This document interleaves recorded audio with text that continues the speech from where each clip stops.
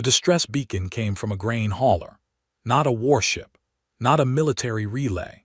A grain hauler named the CSD Plenty, drifting at the edge of the Calder Passage with a busted thruster coil and 40,000 tons of wheat in its belly, trying to reach a colony of 300,000 people who were 6 weeks from running out of food. That was what started it. The Voreth patrol ship detected the beacon first. Under Galactic Accord law, a vessel in distress in contested space was considered Accord property until a claim was filed. The Voreth filed the claim in 9 minutes. They were fast like that. By the time the Plenty's captain, a tired woman named Rose, understood what was happening, there were 2 Voreth frigates flanking her and a third vessel broadcasting seizure codes at her hull computers. Rose sent one message to Confederate Space Command. It said, "They are taking my ship, please hurry." Then she sat down, poured herself a cup of cold coffee and waited. 3 days later, the Calder Passage had a different kind of traffic. The Voreth had called in their allies. The Palans sent 11 ships, long and segmented like the insects their bodies resembled. The Gretz sent 4, slow-moving slabs of gray rock that barely registered on visual sensors but hit like small moons on every other kind. The Voreth themselves had 22 frigates and a command vessel, a sleek needle of a ship called the Vel Sarin, carrying Grand Marshal Rael Sova, the man who had personally drafted the Accord's new expansion restriction policy. 37 ships total, all pointed at one grain hauler. It was, by any measure, excessive. That was the point. Rael Sova broadcast a system-wide declaration. The CSD Plenty had entered contested space without a filed transit permit. It was now under Accord custodial hold. Any Confederate vessel attempting to interfere would be considered an act of aggression under 12 different Accord treaties, all of which he named slowly, by number. Then he waited too. Inside the Plenty, Rose and her crew of 9 ate their meals, ran card games, fixed the thruster coil themselves with parts from the engine room floor, and listened to the alien ships hold their formation outside. One of the engineers, a young man named Dev, kept running calculations on how long their food and air would last. He stopped sharing the results after the 3rd day. On the 5th day, something arrived at the edge of long-range sensors. One ship. The Voreth tactical officer on the Vel Sarin ran the first scan and read the results twice. Then she ran it again. Then she walked to Grand Marshal Sova's station and stood there without speaking until he looked up at her. She handed him the data pad. He read it. He set it down very carefully on his console, which was made of polished stone imported from the Voreth homeworld and had survived 2 previous commands. Then he picked the pad back up and read it again. The ship was called the CNS Iron Meridian. Its classification in Confederate records was listed as Siege-class Dreadnought, which was a category that had not existed in any Accord intelligence file 18 months ago, because 18 months ago it had not existed anywhere. It had been built in the Croft Yards over a period of 4 years behind a security classification that the Accord's best intelligence network had rated as unlikely to contain anything significant. They had been wrong. The Iron Meridian was 4.1 kilometers long. That number did not mean much on its own until you understood that the largest Voreth warship ever built was 900 meters and had taken 20 years to construct and was considered the pride of the entire Voreth naval tradition. The Meridian was not sleek. It was not elegant. It did not look like something that was trying to impress anyone.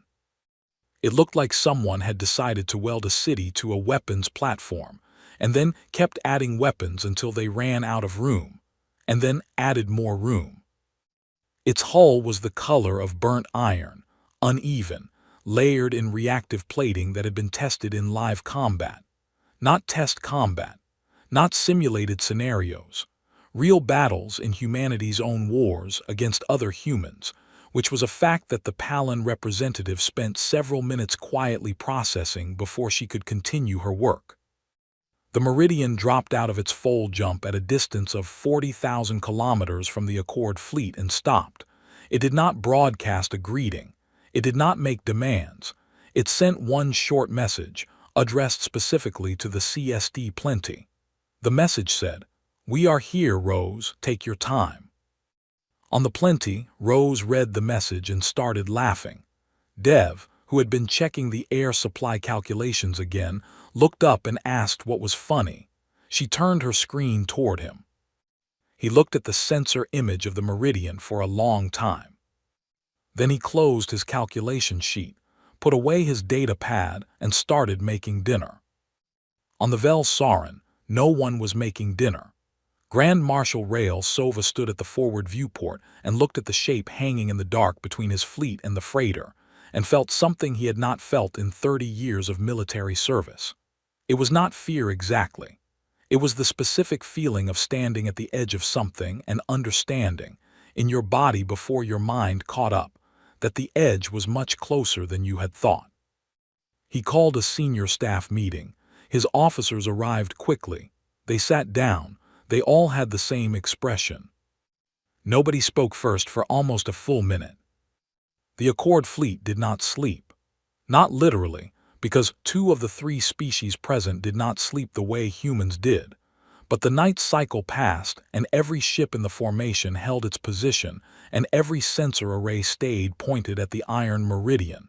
And the data kept coming back the same way it had the first time, which was the problem. Numbers did not lie. The Meridian's reactor output alone was putting off more energy than the entire Accord formation combined. Its point defense grid, which was the system designed to shoot down incoming missiles and small ships, consisted of 340 independently operated rail cannons, each capable of cycling 12 rounds per second. The Palin fleet commander, a small multi-limbed creature named Bress, had her tactical staff run the engagement math 4 times. The results were consistent. In a direct assault scenario, the Accord fleet could destroy the Meridian, but it would take between 60 and 80% of their total force to do it, and that estimate assumed the Meridian's crew did not perform well under pressure, which felt like a bad assumption given everything else. Bress sent her numbers to Grand Marshal Sova. He did not reply for 2 hours.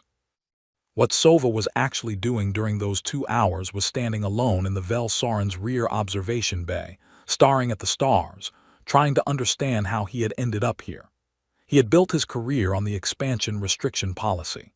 He had argued in front of the full Accord Council that humanity was a young species, an aggressive species, a species that needed to be contained before it destabilized 3 centuries of carefully managed galactic order.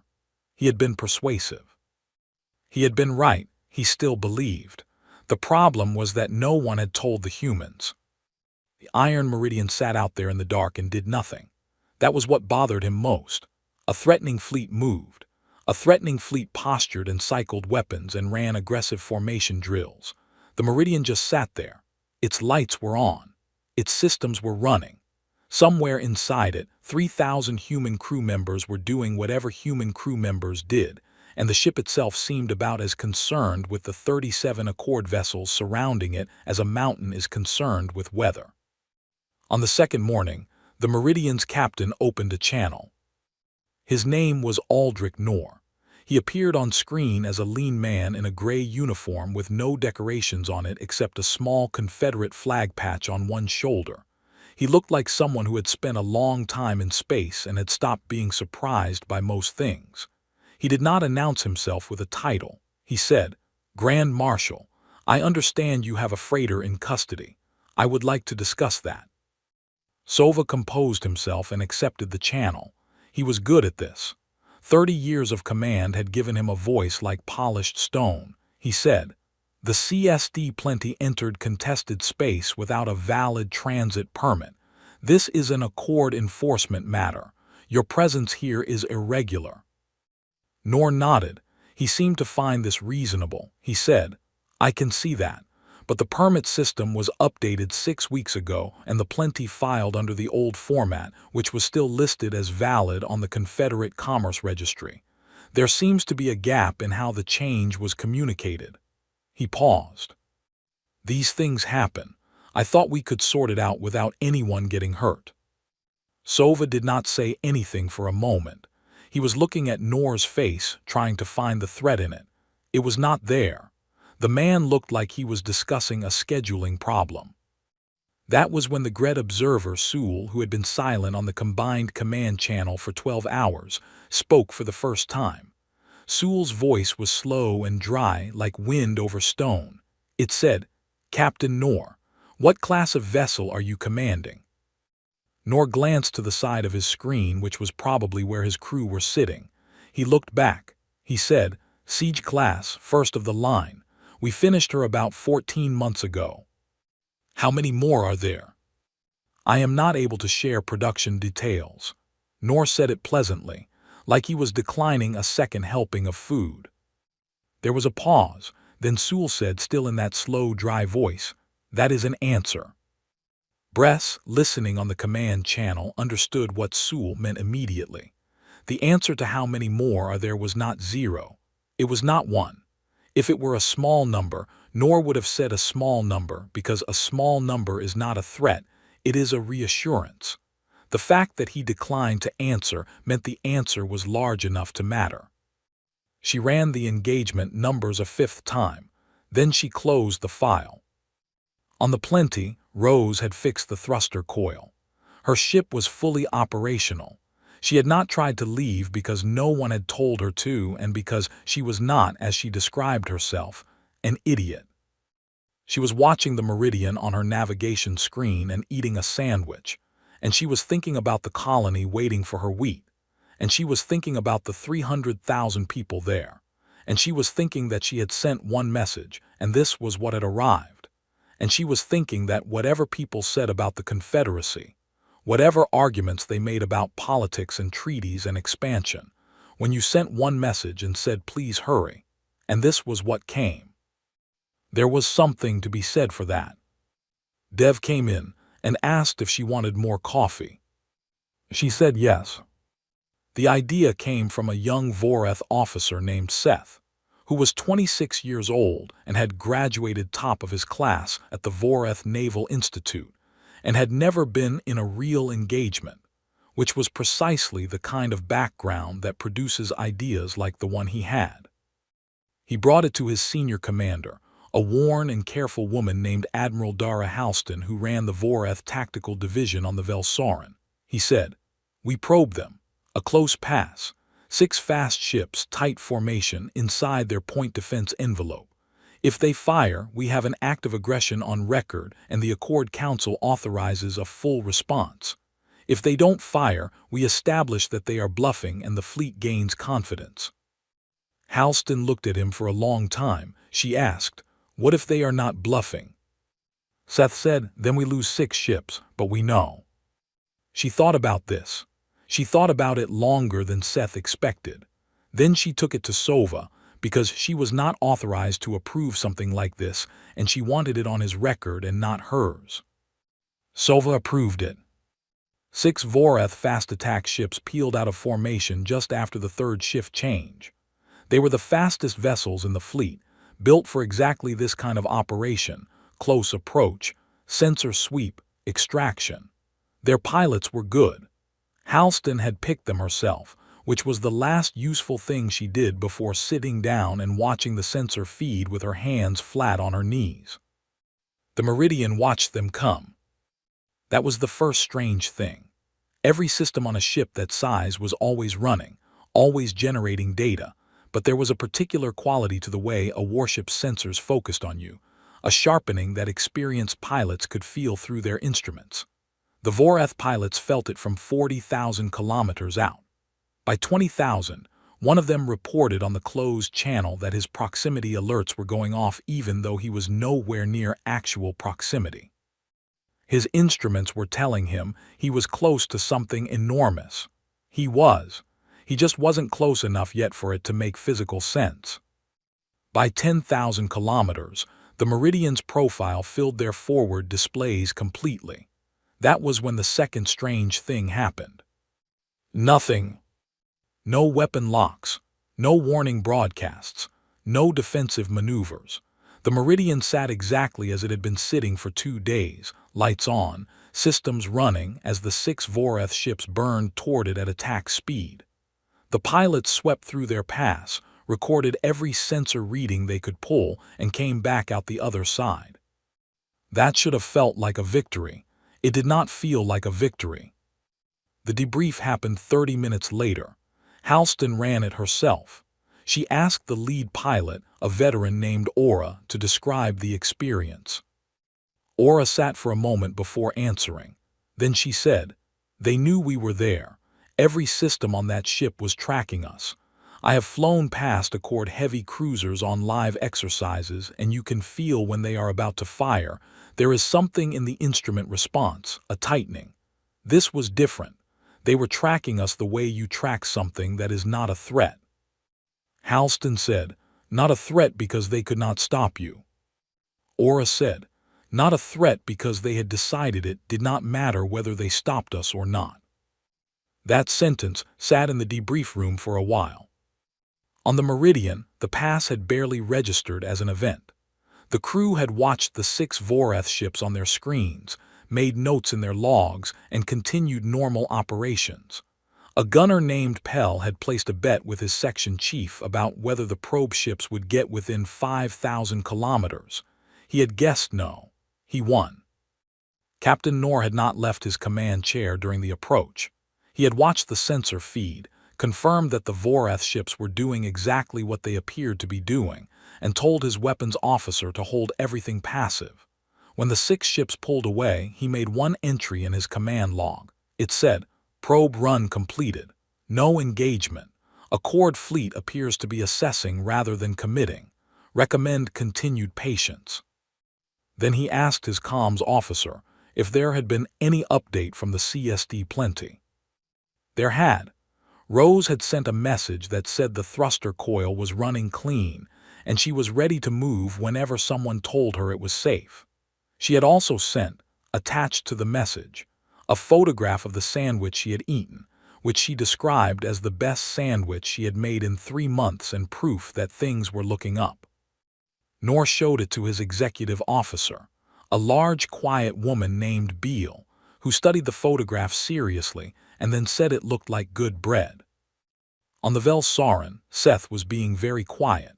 His probe had returned data. The data showed the Meridian's internal power distribution during the approach, and what it showed was that at no point had the Meridian's weapon systems shifted from standby to active. They had tracked the probe ships on passive sensors the whole time, which meant that the decision not to fire had not been a close call. It had not been a warning held back by a careful hand. It had been complete indifference. Seth had wanted to find a bluff. There was no bluff. There was something worse than a bluff. There was a ship that did not need to threaten, because it had already calculated the outcome and found it satisfactory. He went back to his station and did not suggest anything else for the rest of the day. The Joint Council was held on a secure channel because no one wanted to be in the same physical space for this conversation. The Palin ships were arranged differently from the Voreth ships, and the Gret vessels ran at a different atmospheric mix, and the truth was that the 3 species of the Accord did not particularly like each other, had simply found it useful to agree on things, and right now they were finding it useful to agree on what to do about the very large problem sitting 40,000 kilometers away. Bress spoke first, because the Palin were systematic and believed in beginning with facts.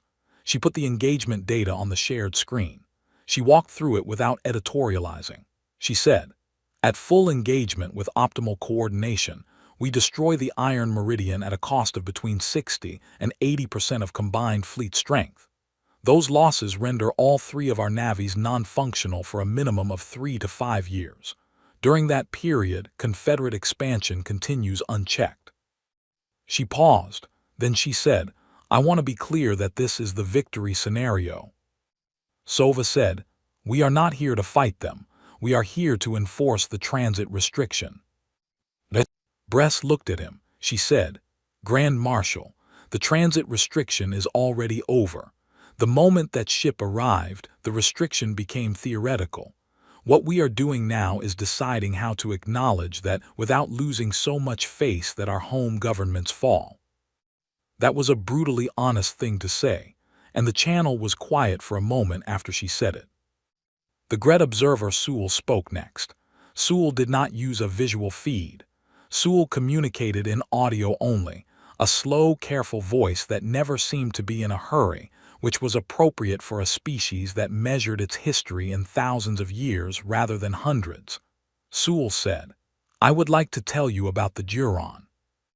No one said they did not want to hear about the Duron. Sewell said, 4,100 years ago, in the early period of the Second Accord, there was a species called the Duron. They were biological like humans. They were small like humans. They had large numbers and fast breeding cycles, and a tendency to expand into new space quickly and with minimal concern for existing territorial claims. They also had a quality that we labeled in the records of that era as unreasonable commitment. They did not retreat from engagements the way other species did when the cost became high. They continued, past the point of logic, past the point where any reasonable calculation said to stop. Sewell paused. The Accord of that era encountered the Duron when their expansion reached the Reth corridor. The Accord had more ships, better ships, more experience. The Accord initiated an interdiction. The Duron did not accept the interdiction. The war lasted 31 years. The Duron were eventually contained, but the cost was such that the Accord of that era effectively collapsed. The current Accord is built on the ruins of that one. Sova said, "You are saying humanity is the Duron." Sewell said, "I am saying humanity is what the Duron would have become if the Duron had had 400 more years to develop before the Accord noticed them. The Duron never built a ship like the Meridian. They never had the time.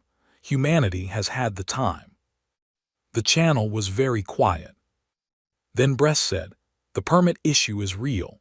The Confederacy can file a legitimate grievance about the notification gap in the transit update. That gives us a procedural path. We conducted a custodial hold based on a valid reading of current law. The law had an acknowledged communication failure. The matter is resolved through normal diplomatic channels. No one backs down. Everyone finds a process." Sova understood what she was doing. She was building him an exit that did not look like an exit. He was grateful for it and also deeply tired, because he had come here believing he was enforcing reasonable policy, and what he had found instead was that the universe had changed while he was writing the policy, and no one had told him. What no one on the council said, because it did not need to be said, was the other thing in all of their minds. The Meridian was one ship. One. The Confederate production yards were large and had been running for 4 years behind a security classification that Accord intelligence had dismissed, nor had declined to say how many siege-class vessels existed. That was its own answer. Sova made his decision alone, after the council call ended. He sat in his command chair and looked at the iron Meridian on his forward screen, and he thought about the Duron, a species that no longer existed, and the Accord that had broken itself stopping them, and a grain hauler full of wheat heading to 300,000 hungry people. And he thought about how none of that was supposed to matter to him, because he was a Grand Marshal of the Voreth Navy enforcing a clear legal framework. Then he thought about what Bress had said, the victory scenario. He called Bress back. He said, "Walk me through the procedural path." She did. It took 40 minutes. When they were done, the path was clear enough. Not elegant, not satisfying, but clear. He called Captain Knorr. He said, "We appear to have identified an error in the transit notification process." He said it the way someone says something when they have decided to say it and are not going to say anything else. Knorr said, "I appreciate you looking into it." Sova said, "The CSD Plenty will be released pending a filing review, standard process." Knorr said, "That sounds right." There was a pause. Sova almost said something else. He decided not to. He ended the channel. The order releasing the CSD Plenty went out at 3:40 ship time on the Vel Sarin, when most of the crew were in rest cycle and the bridge was running on a skeleton watch. Sova had done it then on purpose. There was no audience. There was no ceremony. The release code was transmitted. The Voreth frigates flanking the Plenty acknowledged and began to move off, and the whole process looked, to anyone watching the logs afterward, like routine administrative processing rather than the end of a 6-day standoff with the most powerful warship in known space. Sova was good at this. He had been doing politics longer than he had been doing war. Rose on the Plenty was asleep when the release came through. Her night watch officer, a methodical man named Cart, received the code, verified it 3 times because he was that kind of person, and then went to wake her up. She came to the bridge in her socks, read the code herself, verified it herself, and then stood at the helm for a moment just breathing. Cart asked if they should get moving. Rose said, "Give me 1 minute." She spent the minute looking out the forward viewport at the Accord fleet still arrayed around them, 37 ships, the most firepower she had ever been this close to in her life. Then she looked at the Meridian, which was still sitting where it had been sitting, dark and enormous and very still. She sent one message to the Meridian. It said, "Heading out, thank you."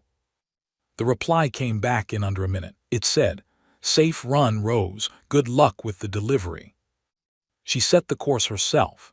The Plenty's engines, freshly repaired, came up clean and smooth, and the grain hauler moved out of the Accord formation at standard commercial speed, not hurrying, not running, just going where it had always been going.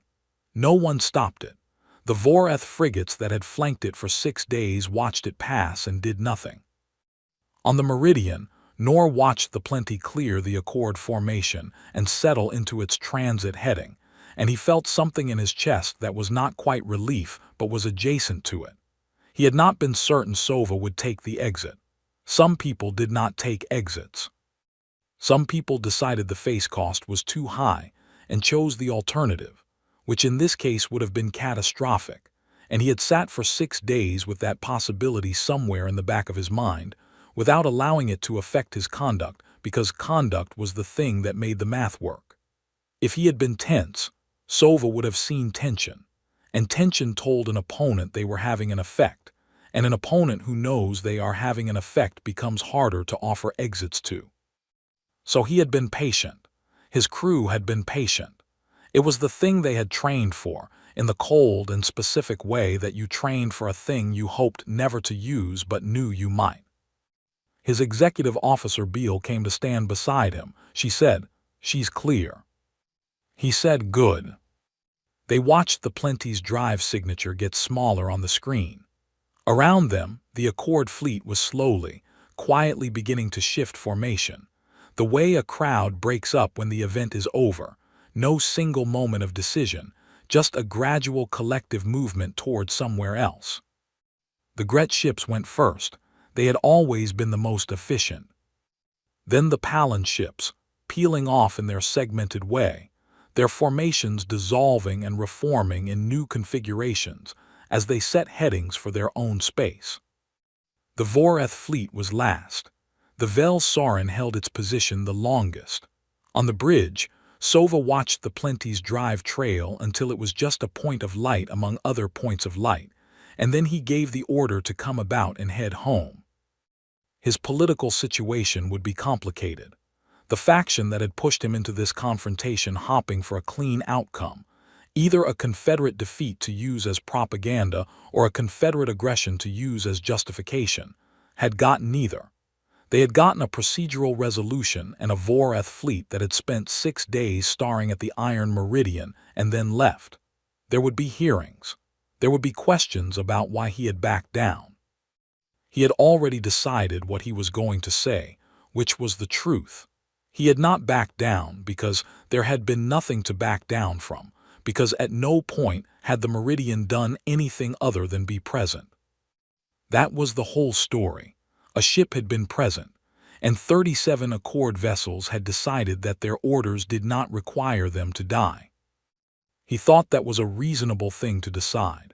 He thought if he were honest with himself, that he would write his actual assessment in a private document and file it somewhere that the faction could not easily reach it, and the assessment would say that he had observed humanity in a crisis and found them to be patient, precise, and completely serious.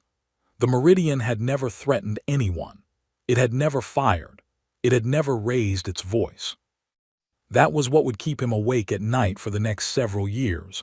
Not the ship's size, not its weapons, the patience, the absolute, practiced, professional patience. On the Plenty, Rose plotted the final leg to the colony. 12 days out, 40,000 tons of wheat, 300,000 people eating again at the end of it. Dev brought her coffee. She drank it while it was still hot, which was something she had not been able to do in 6 days, and it tasted exactly like it always did, which was better than she remembered. The stars outside were the same stars they had always been. They looked different anyway. The colony was called Heron's Point. It had been settled 11 years ago by families who had come out from 3 different Earth nations and 2 orbital stations, people who had decided, for 100 different private reasons, that they wanted to be somewhere new. It had a main settlement of low prefab buildings, a grid of fields that were green in the right season and bare in the wrong one, a school with 2 teachers, a medical bay with 1 doctor, and a landing pad that had seen better years. When the Plenty broke atmosphere and came down, there were people standing on the pad waiting, not because they had been told to, because they had been counting the days and they knew what the ship was carrying and some things you just went to watch. Rose set the Plenty down clean and walked down the ramp into air that smelled like cold soil and something burning in someone's stove nearby. The colony administrator, an older man named Gil, was at the bottom of the ramp. He shook her hand and said, "You're 11 days late." She said there was a complication. He said, "We heard. There was a bulletin from the Confederacy, something about a permit dispute."